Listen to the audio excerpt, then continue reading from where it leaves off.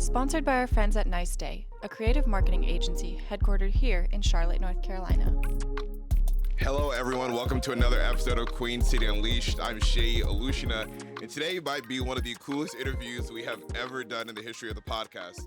We are finishing our Beyond the Plate mini-series. We started with Chef Kyle Johnson at Community Matters.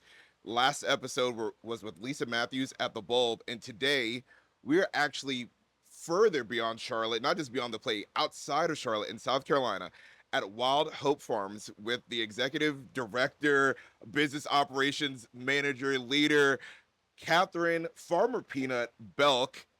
Welcome to the podcast. Thank you. I'm happy to be here. This is definitely one of the wildest operations. It rained right before this, or it's still kind of raining. So we're literally in the thick of it. There is mud everywhere, but we are actually on the farm because I felt like it was appropriate to do this. Well, thank you guys for making the trek out. Oh, it's when I had some people, if they don't have a space for or if it's too much, or come to the house. But I feel like it's appropriate to be out here in the middle, in the thick of it, literally in one of their greenhouses. So this is very fun. My icebreaker question for you: if you could only eat 3 vegetables for the rest of your life, what 3 vegetables would they be? That's a hard question because I feel like my favorite vegetable is the first of, every season, or the first time you harvest each vegetable type in the course of the season. So, but I think that our most useful vegetables that I cook with on a daily, weekly basis are kale. Okay. Carrots, and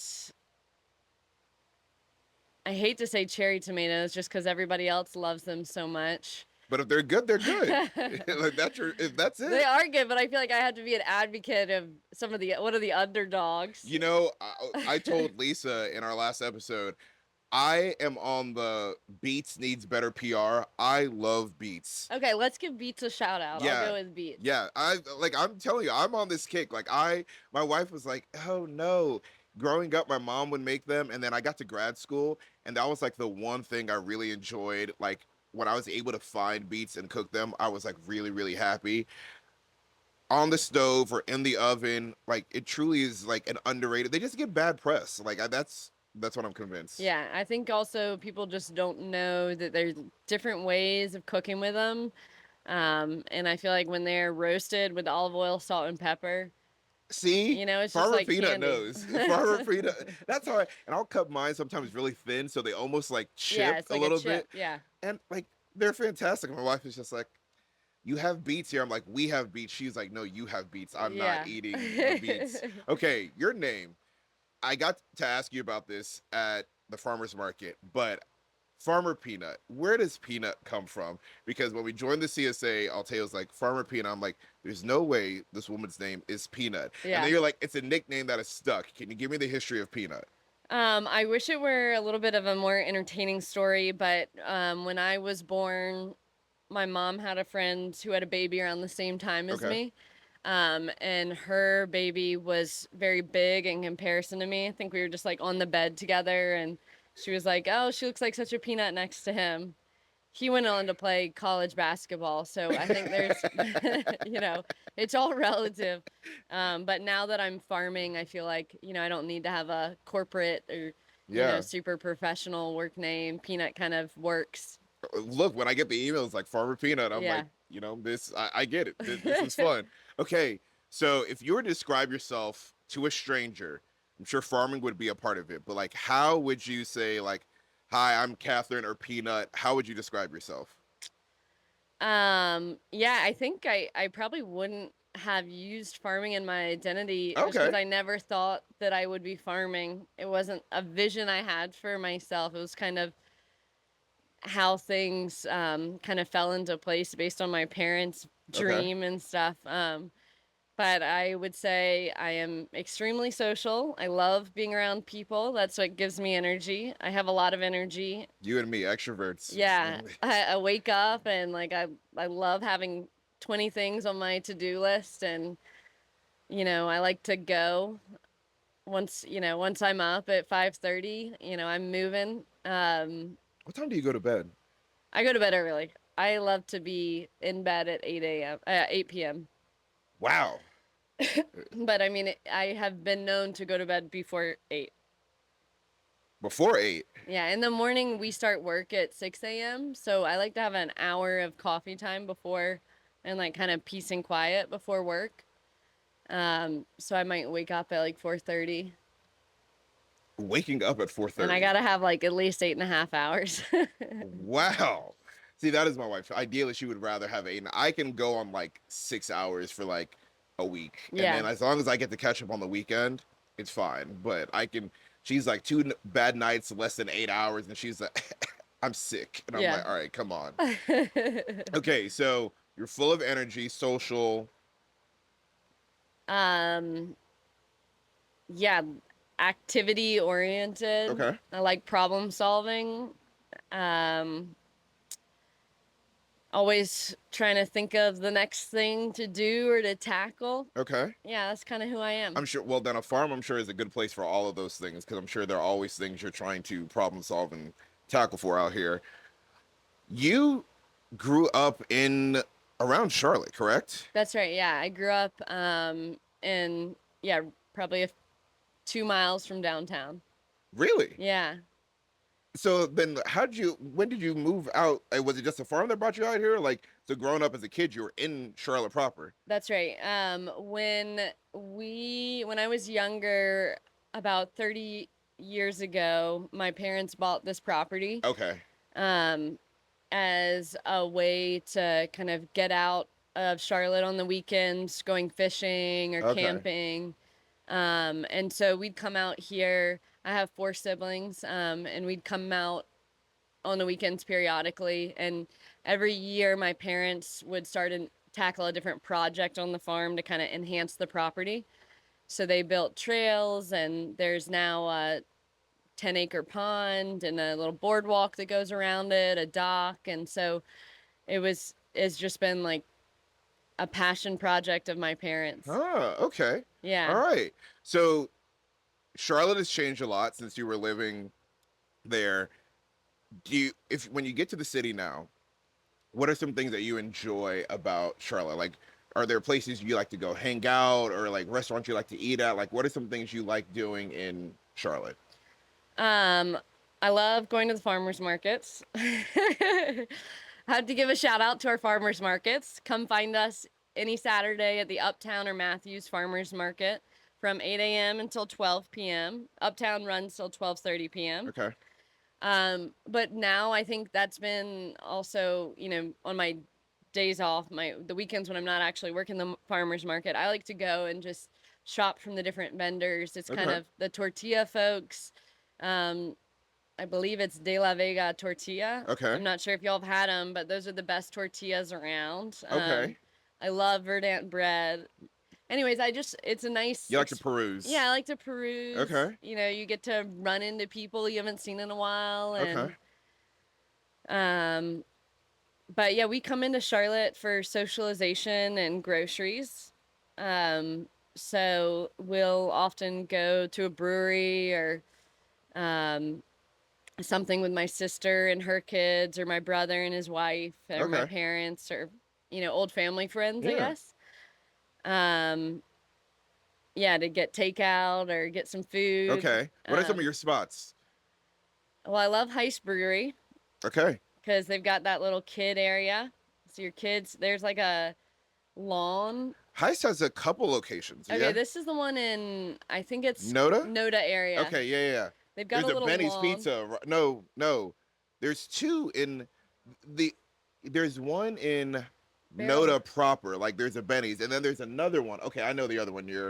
I've been to that one too. I'm trying to remember. I can't remember like what else is. I know where it is. Like it's more. Yeah, I know where it is. I got you. And yeah, you can get pizza or. That's what it was. We had pizza there. Their food their food is high quality, so it's really tasty. Okay. The beer is good, and it's very kid friendly. So I feel like now that I have kids, a lot of my activities are like oriented around them. Okay. Yeah, I love the farmers markets. I enjoy going to Camp North End just because there's a lot of different stuff going on. There's always like something different. Yeah, we become big fans of camp. We did a series with them last year, and then just getting to meet so many of the different people who have businesses there, and like hearing them talk about it. Now it's like we go pick up food there more often. Like I was there like a couple weeks ago. Like I just camp is a fun place to. Yeah. There's no place like that in Charlotte. Like no other place like that where it's like it feels like a very so part of it feels like a college campus sometimes where No, it's I just think like that's right. all these different apartments and then all these different stores and food and stuff and like I love it. And I feel like they're still filling in their space and Yeah. stuff. So it'll be cool like when it's at full capacity. But Yeah.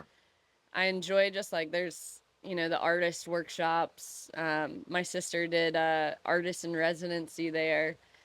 And, I don't know. It's just inspiring to see the different things. Yeah. We've gotten to meet some we interviewed a few people who were like artists in that area and they're just like it's super cool to see all the talent that is over there. Yeah. There's a lot of up and coming chefs and like people trying their hand like their first time doing a restaurant and they're really good. So yeah, Camp North End is like we've become really big fans of Camp North End. All right, you're talking about art. Do you have any secret hobbies or talents? Like, are you secretly like a really good artist? Do you like play music or like what are like? Do you have a secret talent that people would be surprised about? I think before farming and having kids, I would still wake up early and I was very into oil painting Oh, okay. and running. So I sometimes I would paint a little before, this is when I lived in Boston. Okay. I'd paint and then I would run to work. So I'd like run commute with a backpack. Like How I long said, a- I have a lot of energy. How long of a run was this? It was like 3 miles there, 3 miles back. So you have to get to work and like do the whole change and everything. I had a and- shower. My office had a shower, so I could shower before work. And I you do this wasn't. every day. I did it every day, but my office was a lot of people like me, so I wasn't the only crazy person, which was kind of nice. I didn't say that. I did not say that. That's not what I said. But so in the heat of the summer and in the cold of the winter, Boston gets cold. Yeah, I would be running in like a blizzard. Wow. Yeah. Truly speechless because that sounds like torture to me. Like, Yeah. I hate running. Like running just to run. Like I love soccer, so I can play soccer all day. But like just like marathons, the idea of a marathon, that's how you could torture me. Like if Yeah. you wanted to punish, like if I was captured and they wanted information from me, Get you on a treadmill or something. treadmill with no music, I'm caving immediately. I'll tell you all the secrets. Like Yeah. so to run then in a blizzard, I hate the cold. I don't know which one I hate more, running long distances or the cold. So a combination of the both would be Yeah. terrible. And Unsettling. you just did it. I think it's like my therapy, my like form of meditation helps me to like calm my mind and feel like once I've gotten my energy out, like first thing with a run, I'm like a better version of myself. You know, You can tell when I haven't run. Really? Yeah. So yours isn't like coffee. Like some people like don't talk to me. No, haven't I had my love coffee too. I need everything in the right order. Okay, well then, so if one had to go, the run or the coffee, which one would you give up?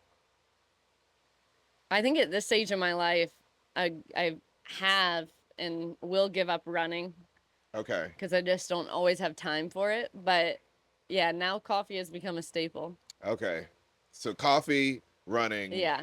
Okay, back in the day, running coffee? Yeah, definitely. Oh, okay. Yeah, definitely. no, my wife did some of the what are they called? The Spartan races. Uh-huh. And she did like there's 3 different kinds and she did all of them and we were long distance at the time and I'd like, hey, what are you doing? And she's like, oh, I'm going for like a run. And she'd be like running like 7, 8 miles to prepare. And like, what are you doing? It's like, oh, I'm watching a TV show. Yeah. I'm not going outside to run 8 miles just for. We need to one day come up with a farm version of the Spartan race, where we drag people through the mud. I feel like you guys could do it. with crates, harvesting vegetables or That could be fun. Yeah. Eat some strawberries or something at the end Yeah. of it, or like that could be fun. A whole little One like day. a whole little like breakfast thing. Eat some of your eggs. Just get them out here. Like, look, I would come and document it. Okay. My wife could participate. Okay. I would just come to document Yeah, it. we'll let you know when that actually happens. Yeah. Let me know. Okay, what are for you being here? You left for a little while and then came back, and now your business takes you different parts of Charlotte. What are some of the things you think make our city special? I feel like there's a lot of really awesome stuff going on in Charlotte, especially right now. I think the like diversity, both like racially, but then also in terms of different industries that are popping up, and like because there are some more affordable. I mean, I think Charlotte is moving to become a less affordable Yeah. city, but because it's maybe relatively more affordable than some of the bigger ones, you know, further north and stuff, there's more space for like creative exploration, you know, whether that's in cuisine, like cooking, or I guess the fine arts as well. But I feel like there's a lot of neat things. I have, I'll admit, been a little bit like removed from Charlotte Yeah. since like COVID, when we fully moved here and started having kids. But I also think the greenways, you know, the paths that you can take to get around, there's so much activity. There's like just a lot of different options in any given weekend of Yeah. like things to do.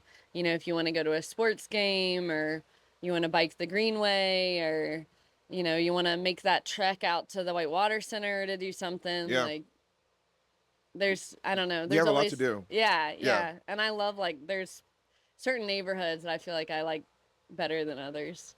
We all have our favorites. Yeah. I'm looking over your shoulder because I've seen like cute little, like, are these farm mouses that you guys have around Oh, here? have you seen a lot? Yeah, I I've hope seen there like aren't two. that many. No, this is like we're really out here. Like Yeah. this is like I haven't been on a There farm. are a in lot of field mice. field mice. Yeah. Okay, yeah. That's I like farm mouse though. like look again. I haven't been to a farm in so long. Okay, let's go ahead and start talking about the farm. Let's start with, can you please explain who, what Wild Hope Farms is, and give me some of the history of it? Sure. Wild Hope Farm is a certified organic and now GAP certified, which is a food safety standard that I can get into later. Operation. We're growing on 13 acres. We're located in Chester, South Carolina, which is about 45 minutes south of Charlotte and 50 minutes north of Columbia. We are growing diverse organic vegetables, flowers, herbs, and fruits. About an acre of the 13 is for flowers.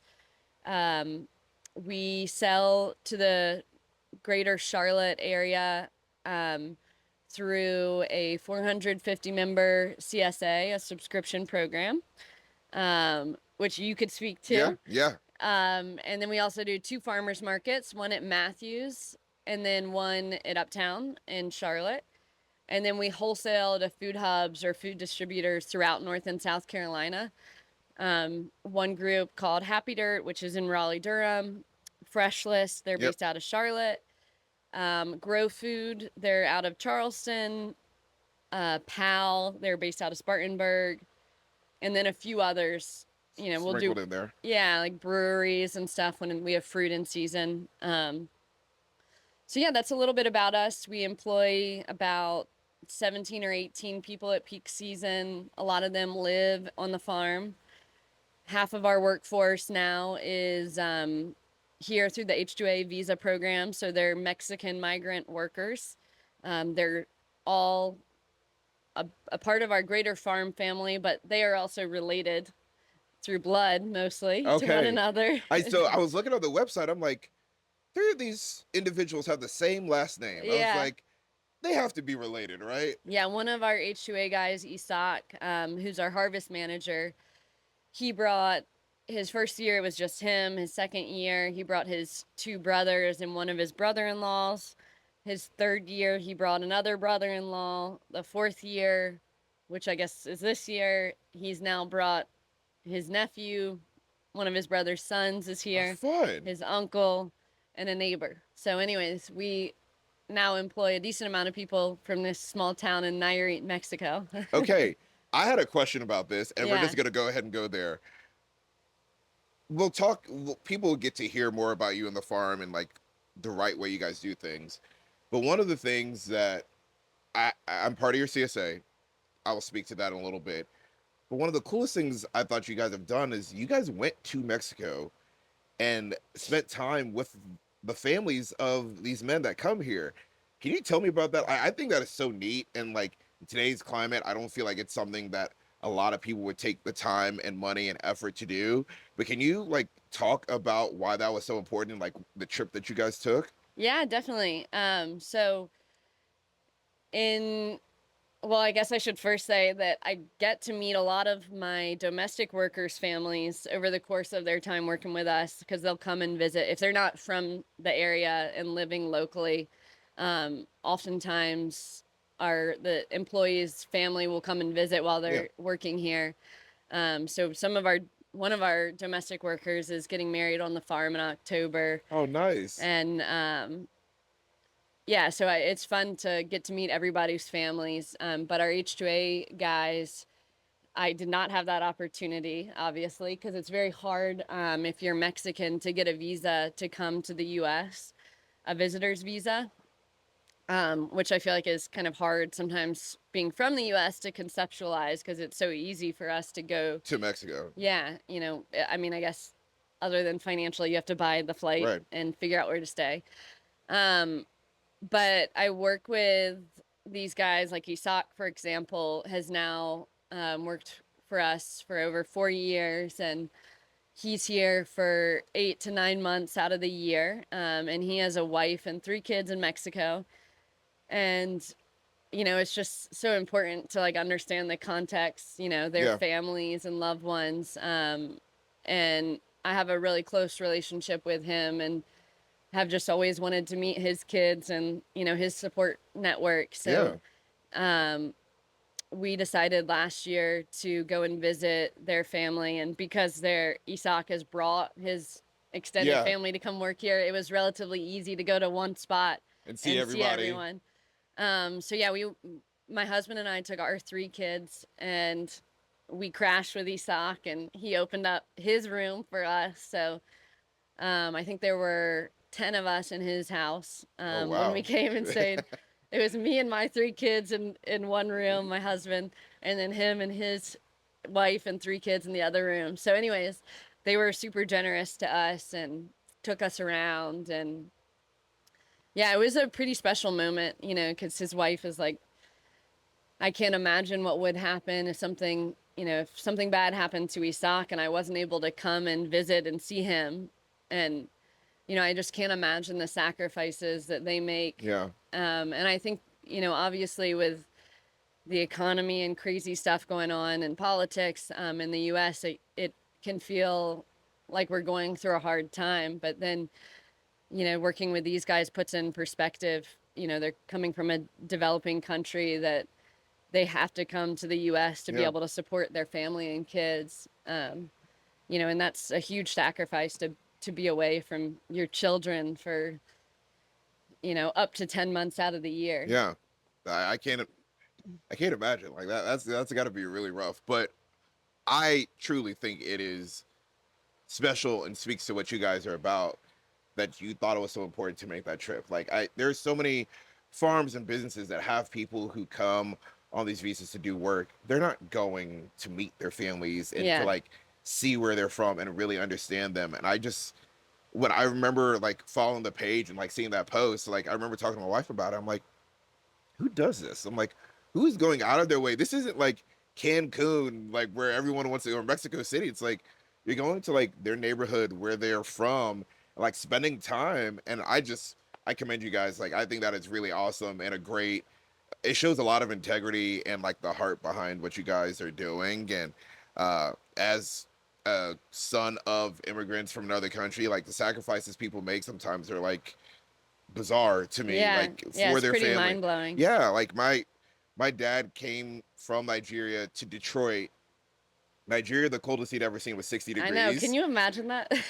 So it wasn't until a couple years ago that we had this conversation, and I'm like, wait, what? And he was like, yeah, the coldest I would see in Nigeria is 60 degrees. I moved to Detroit my first winter. He said I got to -40. Yeah. You think about like he didn't have any clothes that were Right. appropriate. that's 100 And degrees those are colder. expensive clothes to Right. get. If you want to be warm, Yeah. 100 degrees colder than anything he's ever seen in his life. Yeah, that's And I'm like, wild. in our minds, like we've seen 20 degrees, so 100 degrees colder would be minus 80. I was like, but that's still just freezing cold to even more freezing cold. 60 is not freezing. Yeah. So to get to negative 40, I'm like, I'm like, why didn't you go back? He's like, I didn't have money. He's like, I couldn't afford to go back, so I had to make it work. Yeah. And it's like the sacrifices. I think in America we have our problems. Our country's not perfect, but and I'm not one to say that you shouldn't complain or voice your issues with your life, but you're right. The perspective of other people, and like I know families from Nigeria that like dad would come to America for an opportunity, and like families in Nigeria sending money back till they can get the paperwork to like then bring the family over. Like Yeah. there's so many stories like that, and it's like And now these days, like you can't always even get your family right. to come here, especially if you're from certain Yeah. countries. So it's tough, and I just when I saw that, I'm like, I'm definitely gonna ask you about that because I just think that's so, like, and for those guys, I can only imagine that they feel even more like grateful or happy to work here for like someone to take that much interest and care about them. Like, I'm sure they're like, yeah, we come here and we're gonna work hard because like you really care about them. Like, it's not just like, hey, you check the box, make sure you punch the clock, but it's like, no, you're in community together, almost Yeah. probably become family, and Yeah. it's like, Yeah, we're working in like less than ideal often work conditions like today where it's rainy and a little chilly. And you form like a bond and a level of trust that is pretty unique in this like doing manual labor. And I think that in farming, has a pretty dark history, obviously, with slavery, and now there still exists a lot of farms that have a system set up that's like indentured servitude, essentially, whether through undocumented or through documented workers, where it's not the workers aren't being treated appropriately. They're working in inhumane conditions, and so I think that at our farm we have just made it a priority to treat people as humans, and to make sure that we're providing like fair and equitable work opportunities here, and creating a work culture that we want to be a part of, because we are a part of it. yeah, you're here right there with them. Yeah, and so I think, it has been really awesome to see, the more value and trust and love really that you can put into your team, like the more that they're going to give it back. And Yeah.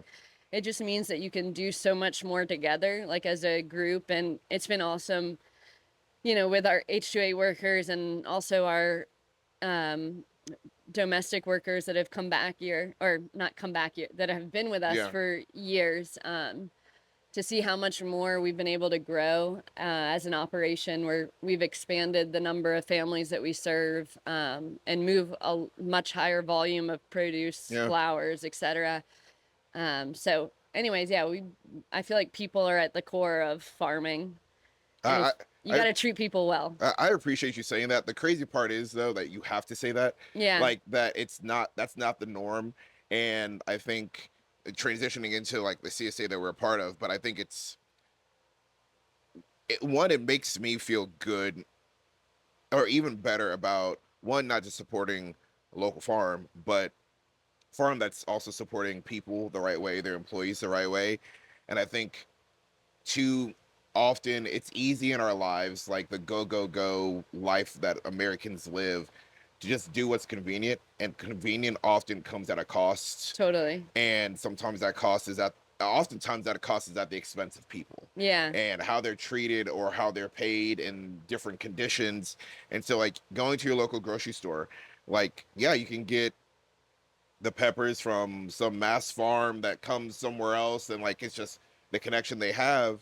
But it's cool like when we're picking up a CSA and then I follow you on Instagram and like see like when it snowed and there was ice, and like I see you guys all out here like Oh, that was hitting crazy. the greenhouse to like get the ice out. I'm like I've met her. I was like, this is someone that's like, this is Yeah. real. Like, and I eat the vegetables and the shares from the work that they put in, like in that week. Like they are harvesting and then I'm getting it. And I think that makes a lot of makes me feel better about the dollar I spend.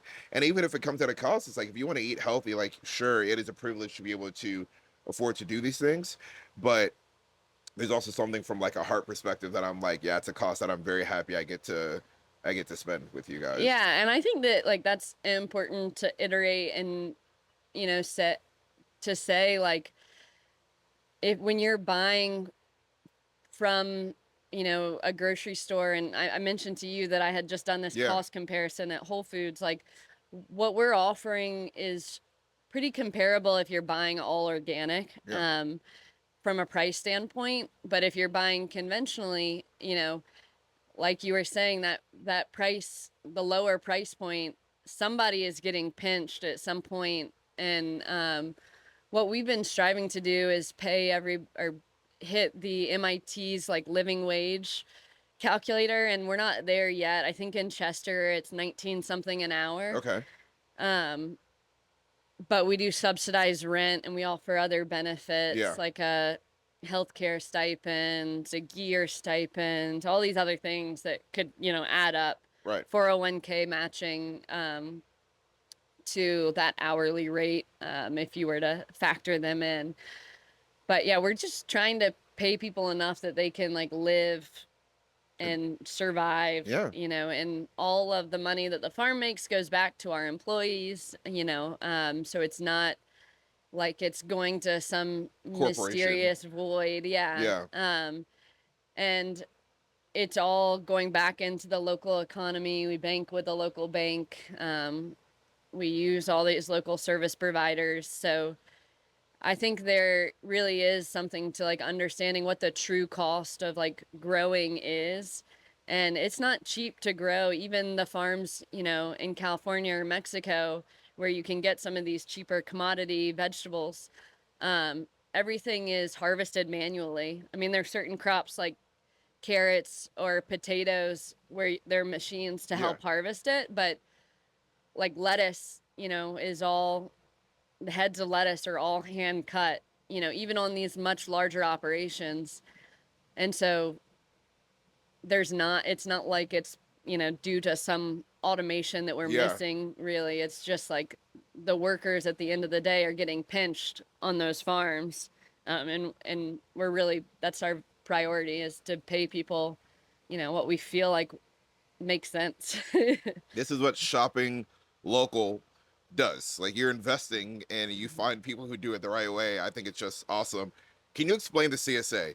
I am I think we told you when we saw you at the Uptown Farmers Market. My wife and I both, funny enough, were part of CSAs growing up. So mine, that's pretty. That's a really unique story. Yeah, it is. It's very unique. And my mom, though, she found one. It was this woman. Her name was Miss Carla, and she had like 7 kids. And so we'd go out there, and it was one of those things where it's like, you know what? If we had time, like we would go hang out. So during the summer, like they were like guns, bow and arrows, and stuff, cows, and so we became friends with them. And eventually, one day we spent a couple days out in the summer with them, and just like out hanging out. They're making ice cream and butter from scratch. Yeah. And so we would go out. I think it was like every Wednesday. We would go out, pick up our box, and that was like I think it was more fruits. There were some vegetables, but I think it was more fruit heavy. And that would be our vegetables and stuff for the week.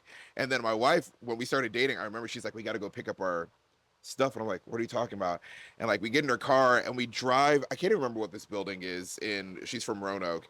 And we get there and there's like a box and like we have to load up all their stuff and take it back to the house.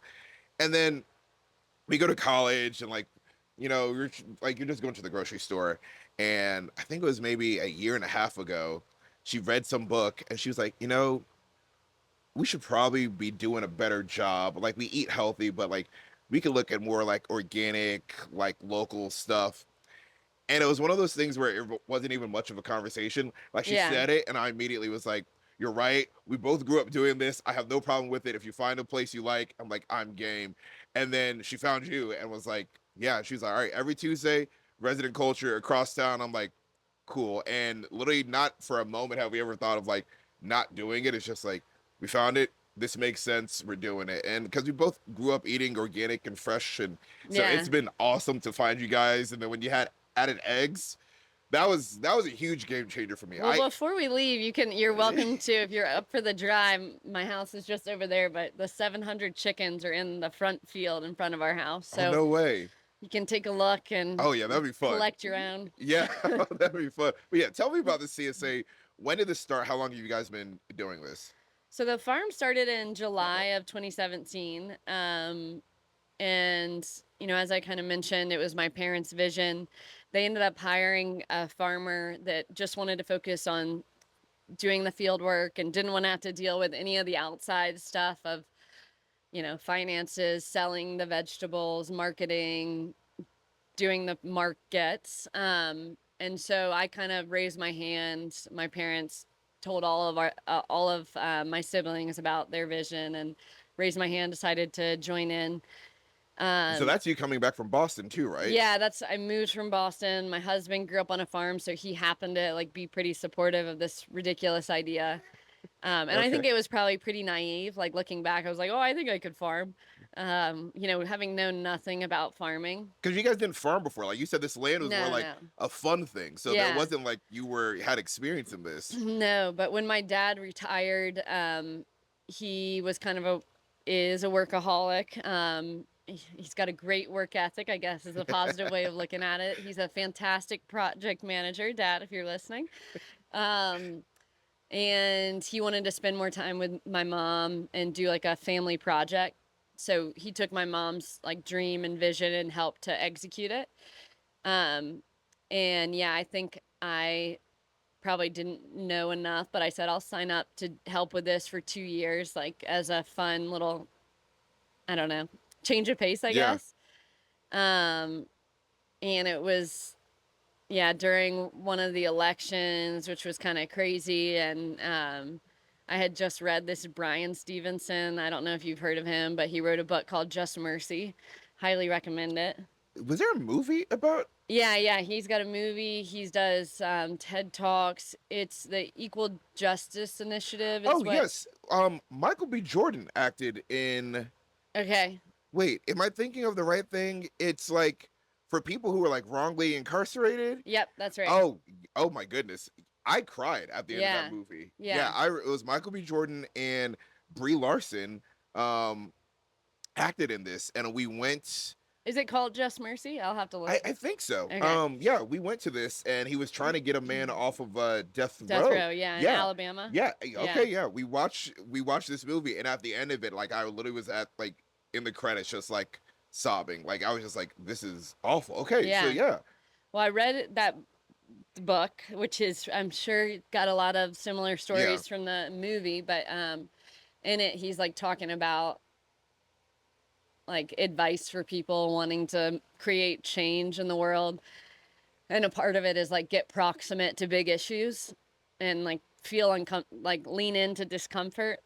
So anyways, I was just like thinking a lot about this book. Okay. And those like that advice kind of stuck with me. I felt like I was in a bubble, like my friends and I felt all the same. We did the same activities and stuff.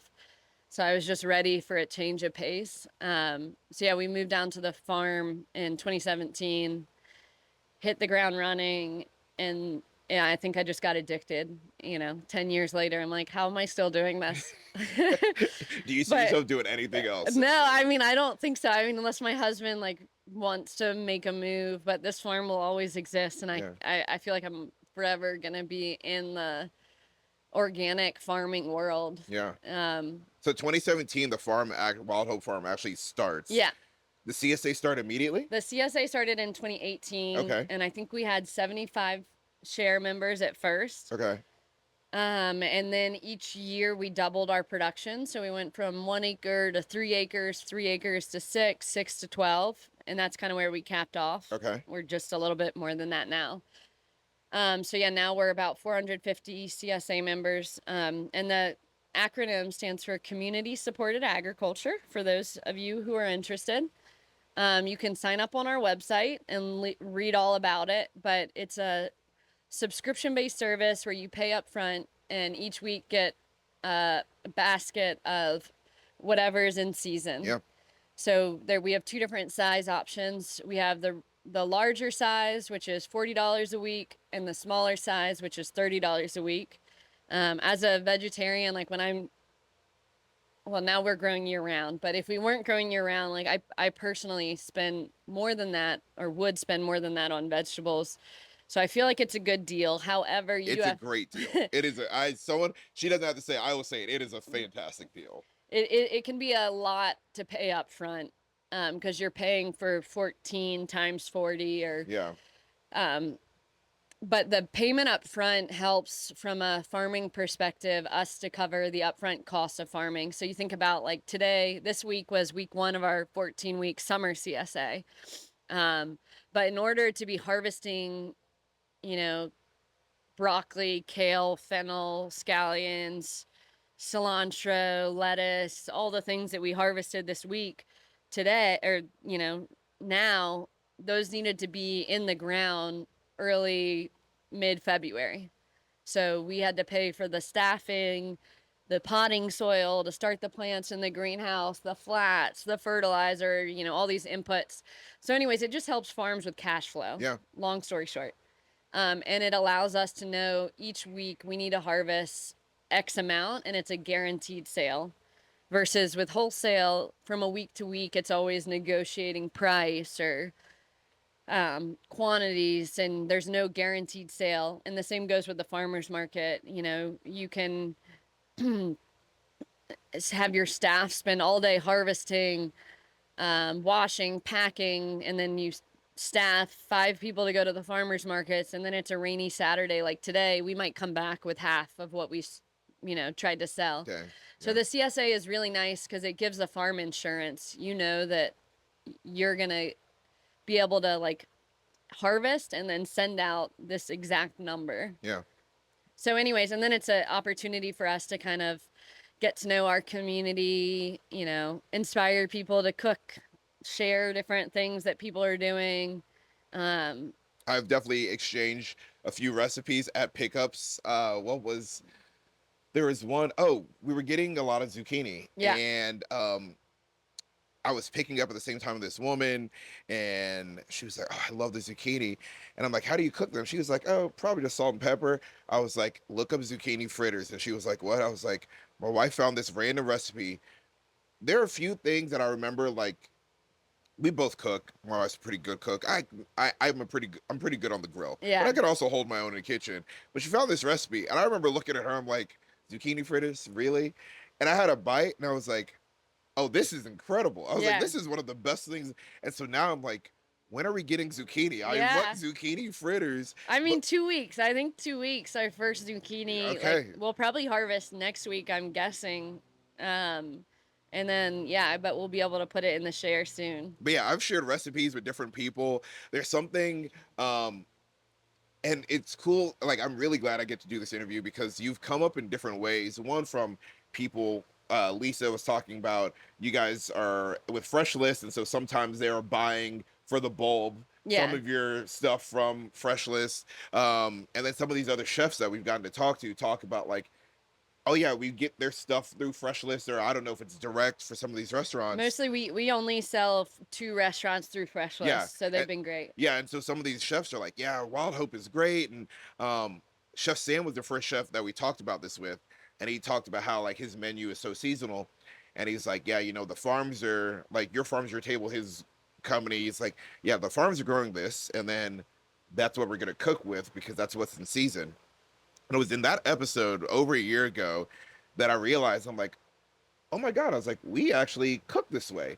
And I was like, because of you guys, that like, instead of just picking up the same basic vegetables we would normally pick up at the grocery store, it is whatever you have. So like when it's sweet potato season in fall, or zucchini, or like random things like leeks and stuff that like we would never buy unless you were trying a really specific recipe.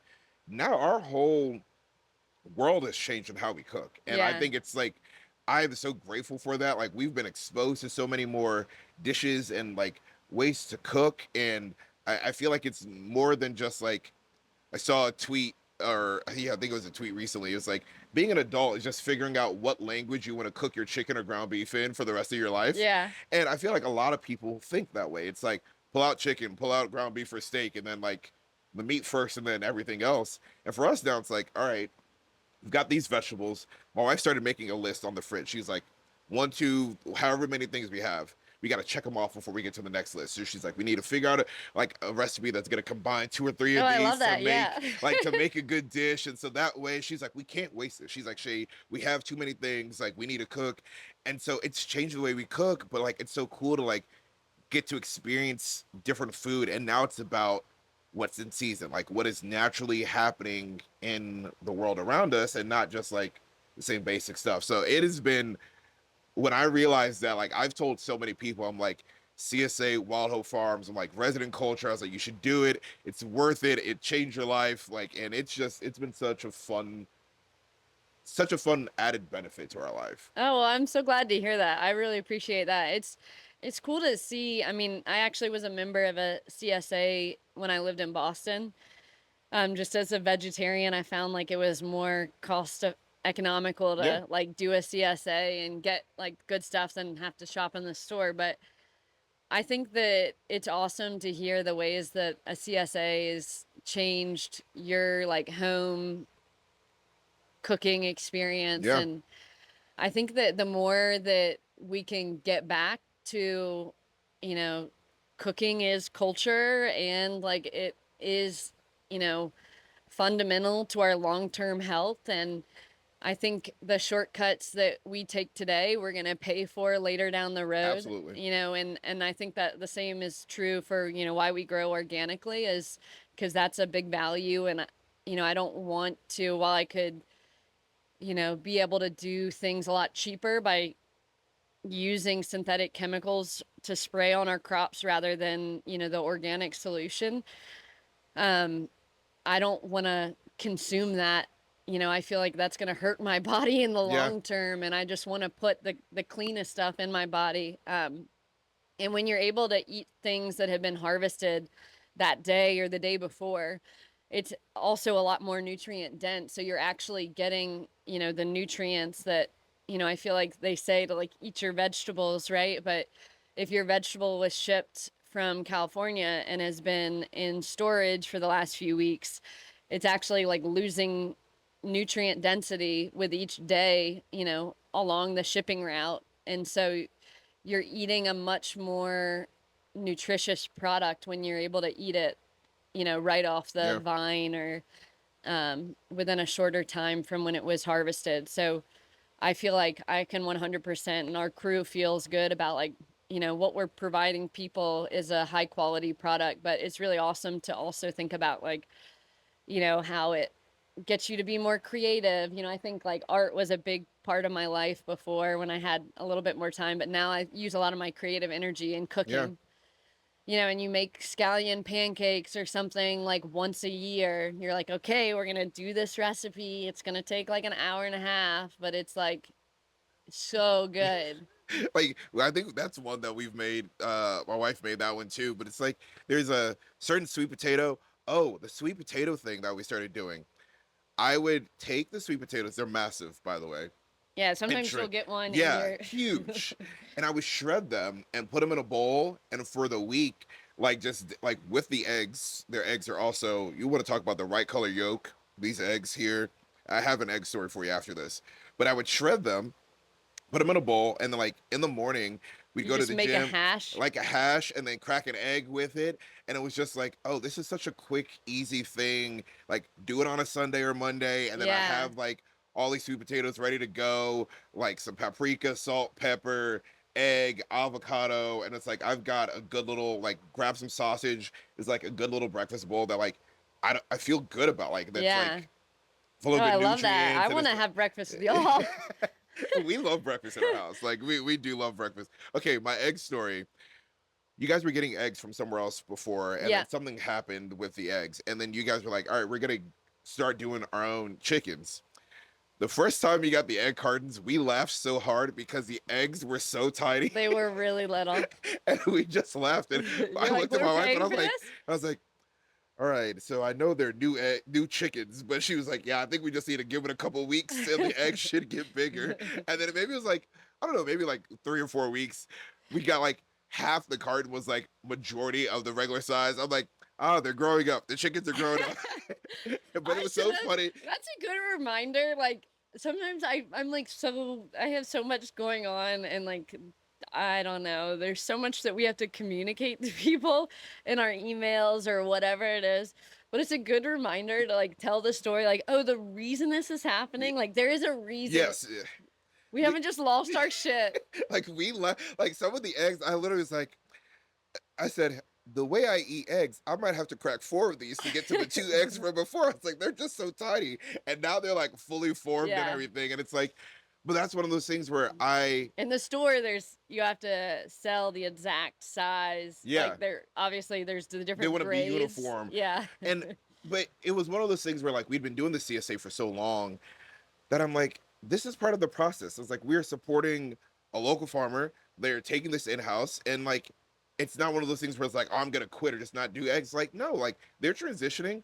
I can be patient. I was like, even though they're tiny, they're still great quality Yeah. eggs, and I will just be here in 4 weeks when they're full size, and then we'll be good to go. But like, Well, now hopefully you'll get your money back with our double yokers. And you we've had a few though. We've had a few, but it's just it's one of those things where it's like, yeah, like this is a sacrifice that like I'm glad we're able to make because I know that like the people behind it are like doing the right thing. Our next step is so now it's like our uh fruit like that we don't get from you guys is like almost pretty much all organic. And then the next step for us is meat. And I think we talked about this. I was part of we would go to a farm and order half a cow growing up for the year. Uh-huh. And so a buddy of mine, another couple, we've been talking about like buying a cow and splitting it in half. And we're like, all right, we're like shopping around looking for like the person that we want to get it from. And like that's the next step. And it's like it feels very like old fashioned, but it's like the more connected, like you're saying, you can be to the people doing this work. Like Yeah. I know it's not just some massive meat farm where they're just like the cows don't live a good life or anything. Like the place we growing up, massive mounts, like side of a mountain, and then you're getting your cow and they'd go out, kill the cow and butcher it up for you. And it's like the meat is gonna be fresher. There's Yeah. difference in color, Yeah. difference in quality. And so like that's the CSA with you guys is the first step. And it's like the next step is like the meat. And it's like, yeah, we still have some other things we buy at the grocery store that are like fun or snacks or stuff, but it's like when it comes down to what you have to put in your body 2 3 days. I mean, especially when you have kids too. I think a lot of people get into our CSA just like when they have kids and they want to be able to provide their kids with organic, like clean produce. And it's awesome that y'all are already like on this journey pre-kids. And I Yeah. think that's just going to serve you well. But I definitely recommend the Evans Family Farm. Okay. They're right beside us at the Okay. the Uptown Farmers Market. And Jess would actually be a great person to have on Okay. your podcast. She's a boss lady. Okay. She runs the show. Okay. I like that. A All right. great employer, like nice to her people, but you know, she also like doesn't put up with any funny businesses like which I guess you need to be with livestock. Yeah. You know, a straight shooter. Literally, Yeah. figuratively. There was something you said about organic that I think is so interesting. We were on vacation and there was this guy, he married into a family like they all are farmers in California of like different fruits. And his father-in-law, I think, was one of the early, I want to say they were Apple, was one of the early organic apple farmers. So the guy, we're all kind of sitting in this hot tub and asked him, he's like, what was his reason for going organic? And he said that his father-in-law had a moment where they had sprayed, like, you know, I guess conventional or Uh-huh. they had sprayed the field like with all the trees, and then he had to turn around and tell his kids they couldn't go play there for a couple hours. And he had this moment of like, why am I growing fruit to sell to people and I wouldn't even send my kid down there because I know these pesticides and stuff aren't good for them. Yeah. And he's like, that was a moment where he's like, we shouldn't be putting this in our body if I don't even want my kids to play in it. And so that started for him that transition of like, it takes a while. He was explaining it like the years it takes for them to like transition to fully organic. Yeah. but like that's it. Like, what are you putting in your body? Like at a certain point, like this could be harmful. It will be harmful as well. So yeah, I think it's dope that you guys have been an organic farm and like care so Well, much. it's funny like how far we've come. Like, right, organic was just like the way to farm It's just before. what it was. Yeah, it's just farming, and eating in season was just eating or surviving, I Yeah. guess. And now farm to tables like a it's farm to Yeah, it's table. a It's like it was niche always like and a supposed to be. luxury Yeah. product. It just doesn't make sense that like. But I think it's because we've come so far. And these chemical companies, they really do like they own the farms. Also, these farmers that are growing conventionally, a lot of them are like in debt to the chemical companies. They sell the seed, they sell the chemical, um, and they have IPs on everything. So it's not necessarily like a fun thing for the farmer Yeah. either.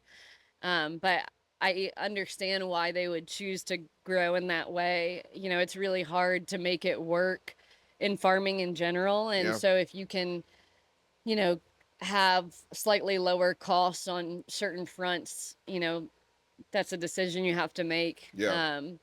But I hope that we can prove to other people that like you can cover your costs and like pay your people by growing organically. You don't have to like grow conventionally to have a successful farm. And hopefully with consumers like you that are like advocating to the people where you buy from that you'd want, or that's a value of yours, that can encourage more farmers that are considering growing organically, or like that, like the farmer that you had mentioned that don't necessarily feel great about the interval periods between spraying or whatever it is, and they're kind of questioning themselves. Like, Yeah. I think that the consumer can often be a big part of like, oh, okay, there is actually demand, it's worth doing. For you, you just mentioned some of this. Like, I don't want to paint this like very like perfect farm life picture for anyone listening. What are some of those like real struggles that you guys have? Like, I know we recently have kind of been in a drought, but like farm life isn't easy. And so what are some of those things that you guys have to like kind of fight through to stay in operation? Well, I would say I feel like if I first need to like have a disclaimer that we've been really fortunate on our farm that my parents invested the upfront capital to help us get started. So they helped with some of the infrastructure costs. And so the first, I think our third year we were cash flow positive. Okay, wow. Which felt pretty good. And now we're able to like slowly be paying them back a little. But instead of having to take out a big loan from a bank or something, we had that capital, which we're really fortunate. So we are in definitely a unique position. However, farming is hard no matter whether you had some like financial resources to get started or not. Yeah. And I think like our biggest challenge is the weather. That's a variable you have no control over. We try to give ourselves as much insurance against the weather through investing in the greenhouses and high tunnels and stuff, more protected covered space. Yeah.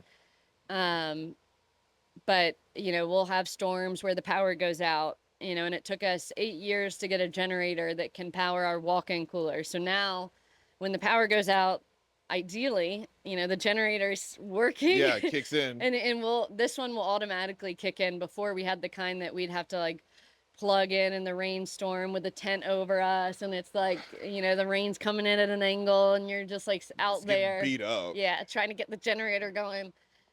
I think water too much and too little is always an issue. So droughts can be dangerous if you don't have a well that's established that also pumps a decent amount of gallons per minute.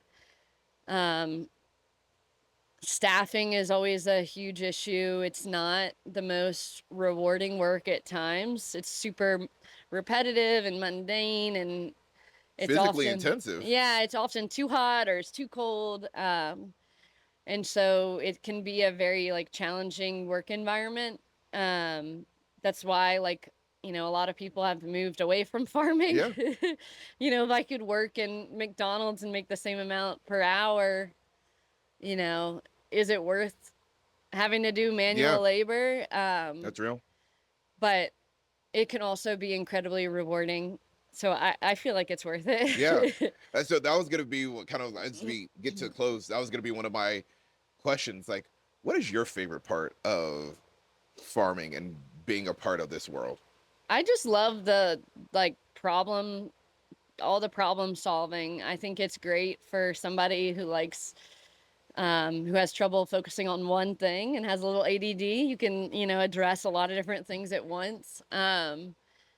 Every year, as like a very optimistic person, I think it fits my personality, because Okay. every year you think, oh, we can do that better. Or you have just like absolutely absurd situations, whether it's with 100-year floods or tornadoes or, employee issues, that you're like, I can't believe that just happened. And then, you pick your head up and just do it again. Yeah. And I think it's really fun as a farmer. Like, hopefully our CSA members eat well, but we get to eat really well. Yeah. And our crew palette is always full of produce. You get to eat the first green garlic of the season, the first tomato of the season, the first blueberry. So I think that is a lot of fun. And yeah, I don't know. I love being physical. I love exercise. I love Yeah. working with my hands. I love being outside. And when I had a desk job where I was under artificial light and stuff, like, I just don't think I can go back to that now that I know how like awesome it is to be able to work outside. And You've seen the light, literally. yeah, I've seen the light. Yeah. So, all right, and you're coming up on 10 years. What have you learned about yourself? Like, what have you learned about yourself now that you had no idea 10 years ago when you said yes, you said naively to, like, oh yeah, we can do this. What are the things, like, what have you learned about yourself, or what are you most proud of yourself for? I feel like somebody asked me, like, what am I most proud of the farm? And I feel like pride is not a feeling that I like relate to, because in farming and in this business, anytime like you start to brag or like get excited about this thing you've accomplished, like all of a sudden like you get hit with this other Yeah. situation that puts you a step back. So it's like you don't want to acknowledge the positive. Yeah. Almost. And I think that's something I struggle with my employees, is like not celebrating, when I need to. But I think something I'm most proud of is like just learning and growing as, a manager and a boss, and doing something that I feel with 100% confidence, like this is making my community a better community. Yeah. In the way that like I can contribute. Absolutely. It's like clean food, it's grown in an environmentally friendly way, and it's like nourishing our community, and we donate all the produce that's left over. So I feel really good about that. Whereas before I was working in like consulting, and it just didn't, there were some days where I just felt a little bit like, ugh. Yeah. And I think being able to feel good about what you do and how you spend your like the majority of your time in work is super important. Yeah. And yeah, I've been able to kind of like overcome a lot of these like hurdles without losing myself in it. And I think it is hard when you run a small business. You're so personally tied to all Right. these things. So like if an employee leaves, it feels like a personal thing. Yeah. like they don't like me. Why don't they want to spend time with me? Or if like, your high tunnel were to collapse, you're like, that's my fault. Like I didn't want to go out there in the snow and knock the snow off because I'm lazy. Yeah. You can blame yourself. And I feel like felt really nice to be like, okay, my emotional well-being is not 100% tied to this farm. Good for you. But yeah, and now we've got like such an awesome team that it's just fun. Yeah. Well, all right. I want to give you your moment straight down the camera here. Yeah. where people can find you, website, social media, markets, give all that again. And then also, I want you to close with your pitch to people on supporting local farms. Awesome. Yeah. So Wild Hope Farm, you can buy us in our local community. We sell through direct to consumers through the CSA, which you can get on our website, wildhopefarm.com. If you follow us on Instagram, also, it would be impossible to miss. We have pickup locations across Charlotte, the Resident Culture one, Myers Park Presbyterian Church Outreach Center. On Wednesday at the Kudzu Bakery in Dilworth, Thursday at the Harris Y in South Park, also on the farm, also at the Jackass Cafe in Rock Hill, and then Saturdays at Matthews and Uptown Farmers Markets. If the CSA is not for you, which it's not for everybody, and you like to have a little bit more control over what you're eating on a weekly basis, you can buy from us at the Farmers Market, Matthews and Uptown, Saturdays 8 to 12. And then, if you shop from certain, I believe there's like a Fresh List approved list of of restaurants in Charlotte. You can find ones that buy from local farms. Fresh List also does a market every Monday where they'll often be selling our produce. So if Mondays are better days for you, you can shop through Fresh List. But yeah, if you go on our website, sign up for our email listserv, follow us on social media, you can't miss any events that we have on the farm. Next year, we'll be celebrating our 10-year anniversary. Okay. So maybe that's the year for our Tough Mudder, Again, I'll be here to document it. Yeah, I'll yeah. be here to document We're it. going to have a big party on the farm. We normally host a music festival in June. And just because I have a lot going on personally, we're going to skip this year, but go all out next year. Big bash next year. Okay. And your pitch to people on supporting local farms. Oh, and yeah, I can't, recommend that enough. You're supporting, your local community, but you're also going to be hopefully able to eat a higher quality, cleaner product than you could get in the store. And, I think not everyone has the resources or time and energy to go through the certification process. So if they aren't certified organic, they might still be like following all the appropriate, rules and regulations around the organic certification. But, you just need to get to know that farmer. So if you look at the Uptown and Matthews farmers markets or the Davidson farmers market, you've got some really amazing growers like Street Fair Farm. They're growing sustainably. Honey Tree Farm. There's Bluebird Farm out of Morganton, but they sell here. There's Fair Share Farm. Go to those farmers markets. That's a really great place to start. And if you had needed recommendations for meat or other products, I'd be happy to recommend us. But my contact information is all on our website at wildhopefarm.com. Okay. Thank you so much. This has been so much fun. A huge bucket list checked off. This is the first time, again, we've left Charlotte proper to do an episode. Like, you're the first person that's not in North Carolina, but it was so important because RCSA, you sell in Charlotte, from Charlotte. So thank you for joining us on our Beyond the Plate, even beyond the borders of Charlotte, for this series. But I hope you enjoy listening to people doing things differently with food. Community Matters and how they're helping people get back on their feet. The Bulb and supporting neighbors all across Charlotte, providing fresh produce, and some of that fresh produce coming from here, grown at Wild Hope Farms, and seeing how it's all connected. We love our restaurants and we love what they do, but we're glad we're able to take a deep dive into food in a different way that a lot of us don't think about it. So please support.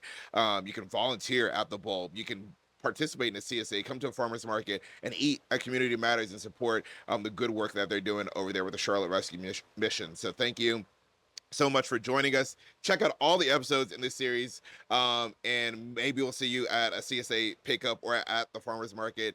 Give a big shout out to say hello to Farmer Peanut when you see her. So thank you so much for letting us do this. I'm thrilled. Yeah, thank you for coming out. Absolutely. Thank you. All right, we'll see you on our next episode as we round the corner to get to episode 50. We'll see you soon. Thank you.